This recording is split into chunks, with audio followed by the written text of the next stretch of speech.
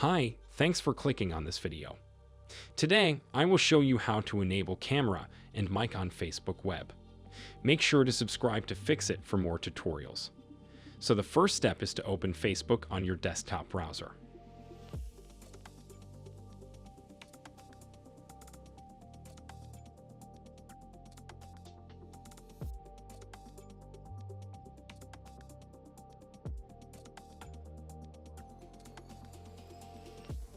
Then on this top left corner of the site, you will see a small lock icon. Click on it. Then you are going to head to Site Settings. This will open a new tab, and there you will see all accessibility requirements for this site, in particular Facebook.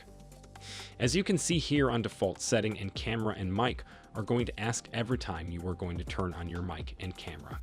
But you can switch it from here. From default, you can switch it to allow. You are going to do the same for mic.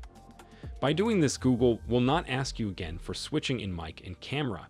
It will automatically do it for you. It will save you the time in turning them on manually. If this tutorial helped you today, make sure to subscribe to Fix-It. Leave a comment below on what you want to see next.